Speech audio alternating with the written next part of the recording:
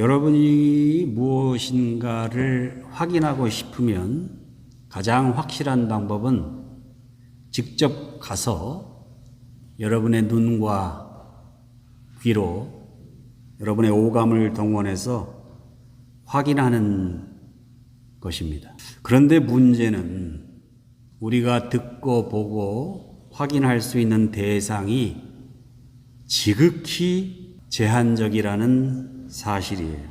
여러분, 우리가 매일 마시는 공기 눈으로 확인할 수 없잖아요. 내가 살아 숨 쉬고 있는 것으로 공기 중에 산소와 질소가 있어서 내가 살아 숨 쉬고 있구나, 그걸 알 수 있는 거죠. 물론 계몽주의 시대 이전에는 수백만 년 동안 영장류 인간이 그 사실을 몰랐죠. 우리가 살고 있는 이 지구가 광대한 우주의 한 모퉁이에서 자전과 공전을 거듭하며 움직이고 있는 아주 작은 행성에 불과하다라는 사실, 우리가 눈으로 확인하지 못했죠.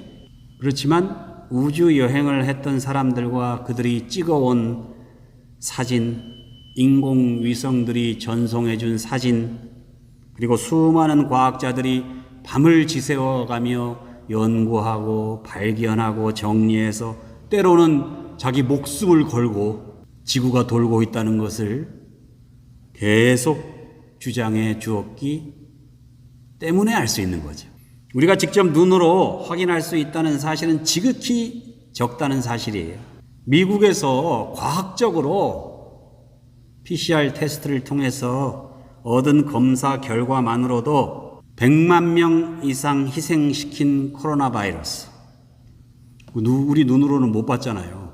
과학자들이, 의사들이 관찰하고 연구하고 확인하고 알려주었기 때문에 우리가 알고 믿는 거죠.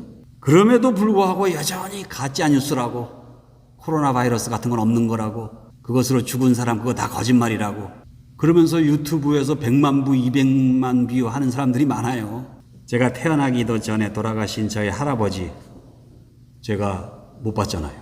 그러나 할머니로부터, 그리고 우리 아버지 형제들 5형제인데 명절 때마다 만나는 친척들로부터 전해 들었기 때문에 그 존재를 알고 믿는 거죠. 그런데 정작 중요한 것, 정말 필요한 진리, 정말 우리가 꼭 알아야 할 것 중에는 우리가 직접 보고 듣고 확인할 수 없는 게 많다는 사실이에요. 하나님, 예수님, 성령님, 이 우주의 시작과 끝, 천국과 영생, 내게 주어진 이 생명, 이게 어디서 왔는지, 어디로 가는지, 정말 중요한 거, 이것들은 내가 직접 확인할 수가 없어요.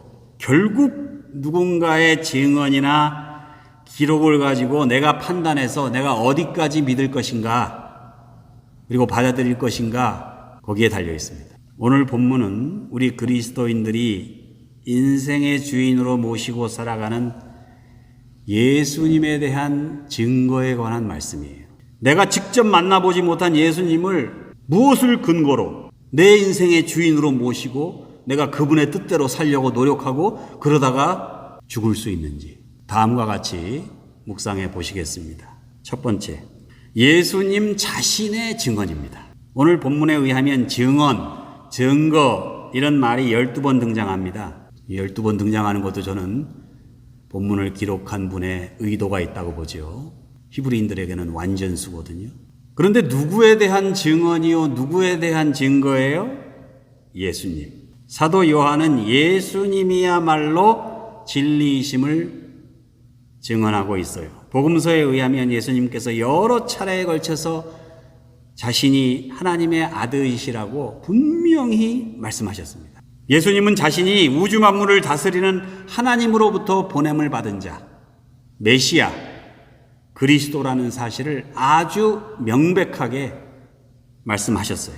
그러나 예수님의 그 증거를 받아들인 사람은 거의 없었습니다. 우리 주변에도 아무리 사실을 이야기해도 믿어주지 않고, 내가 아무리 진실을 얘기해도 그것을 왜곡하거나 무관심하거나 받아들이지 않고 오해하거나 하는 일들이 많죠. 예수님도 그런 일을 당하신 거예요. 바리새인들은 하나님 나라의 복음을 선포하는 예수님을 향해서 이단자라고, 제사장들과 사두개인들은 하나님의 사랑과 용서를 이야기하는 예수님을 향해서 저 신성 모독자 이렇게 불렀습니다. 심지어는 제자들도 예수님의 증거를 그대로 믿지 않았어요. 끊임없이 오해하고 의심했습니다. 빌립은 뭐라고 그래요? 하나님을 보여주십시오.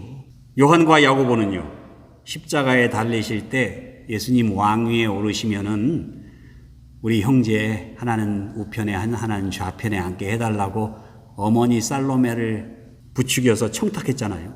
베드로는 예수님을 모른다고 했고 가룟유다는 예수님을 은 30에 팔아먹었죠.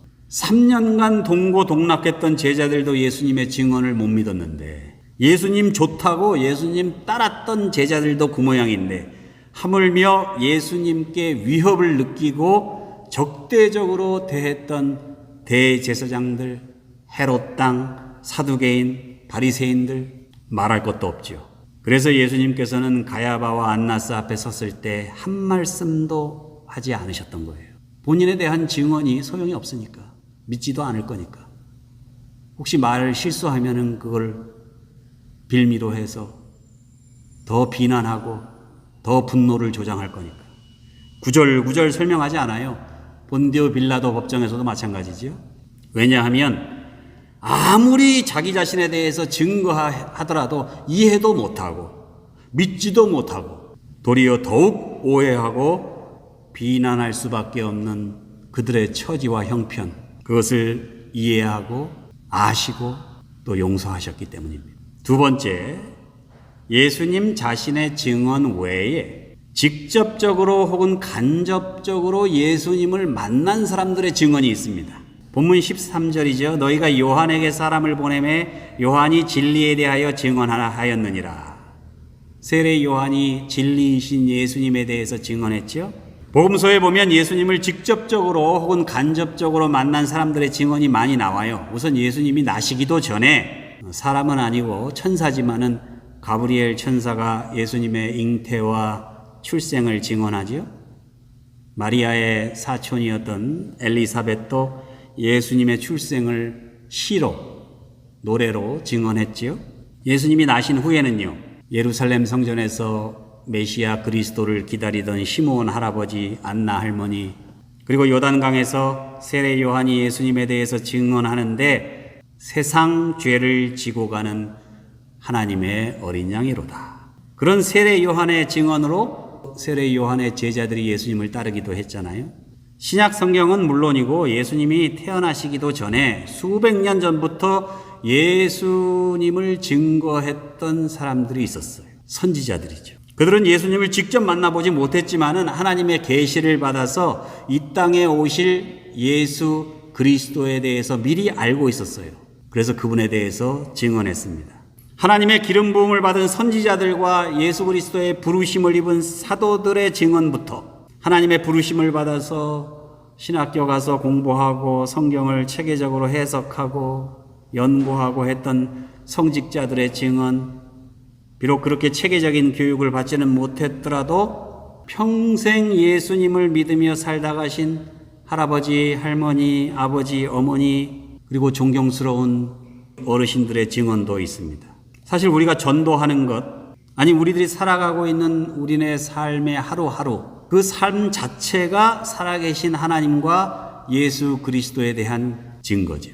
그런데 이런 사람들의 증언에는 한계가 있다는 거예요. 우선 다른 사람이 경험한 예수 그리스도에 대한 증거가 내게는 와닿지 않아요.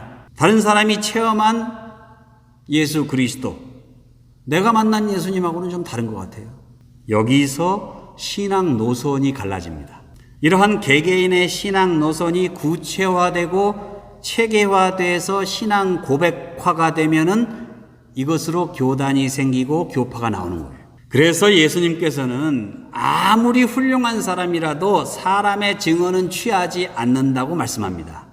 본문 34절이죠. 그러나 나는 사람에게서 증언을 취하지 아니하노라. 다만 이 말을 하는 것은 너희로 구원을 받게 하려 함이니라. 사람들을 통한 예수 그리스도에 대한 증언 어느 정도 효용 가치는 있어요. 그래서 부흥회도 참석하고 우리가 설교도 듣고 훌륭한 목사님들 설교집도 읽고 세미나도 가고 간증집도 읽고 신학교 들어가서 내가 제대로 예수님을 한번 알아봐야 되겠다. 평생 신앙생활 했는데 그런 분도 많아요. 그러나 이런 모든 노력들이 우리들의 영적 생활에는 도움이 될 수 있어요. 그러나 어차피 절대적일 수는 없어요. 예수님에 대해서 제대로 증거하기 위해서는 사람들의 증언만 가지고는 안 돼요. 좀 더 체계적이고 좀 더 확실한 다른 증거가 필요한데 여기서 필요한 것이 바로 마지막 세 번째, 예수님에 대한 증언들의 기록입니다. 예수님께서 36절에서 이렇게 말씀하세요. 내게는 요한의 증거보다 더 큰 증거가 있으니, 세례 요한이라는 사람의 증거예요. 아버지께서 내게 주사 이루게 하시는 역사, 곧 내가 하는 그 역사가 아버지께서 나를 보내신 것을 나를 위하여 증언하는 것이요. 세례 요한이라는 사람의 증언보다 더 큰 증언이 있다는 거예요. 여자가 낳은 자 중에 가장 큰 자라고 그랬죠. 그러나 세례 요한일지라도 그의 증언에는, 사람의 증언에는 한계가 있다는 거예요. 더 확실한 증언, 그건 바로 예수님께서 하신 일, 그 자체가 바로 사람들의 증언보다 더 의미 있고 가치 있는 증언이라는 말씀이에요. 예수님께서 가난한 자들과 함께 하시고, 병든 자들은 고쳐주시고, 굶주린 자들은 먹여주시고, 자기를 배신하고 죽이려는 사람들까지 용서하시고, 온 인류를 위해서 십자가에 죽으시고, 3일 만에 부활하시고 40일 만에 승천하신 그 모든 역사, 그것이 선지자들의 예언이나 예수님을 직접적으로 간접적으로 만난 사람들의 증언거보다 더 가치 있는 증언이라는 사실입니다. 자, 그런데 문제가 있어요. 요새 같으면 예수님의 행적을 전부 비디오로 찍어가지고 사람들한테 그냥 틀어주면 되는데, 예수님 당시에는 스마트폰도 없고 유튜브도 없고, 당시의 기술 수준에서 예수님의 행적을 증거할 수 있는 가장 구체적이고 확실한 수단은 기록을 남기는 것뿐이었습니다. 그리고 그 기록이 뭐예요? 바로 성경, 그 중에서도 복음서들이죠. 39절에 보세요.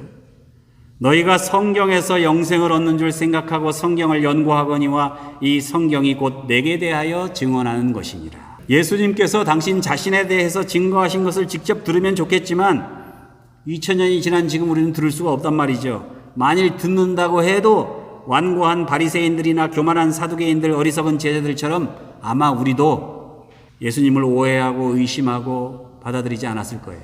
사람들의 증거에도 일관성이 없습니다. 이 말을 들으면 이 말이 좋고, 저 말이 들으면 저 말이 좋고, 무엇보다도 전체를 다 알고 제대로 이해하고 증거할 수 있는 완전한 사람도 없고 완전한 증언도 없습니다.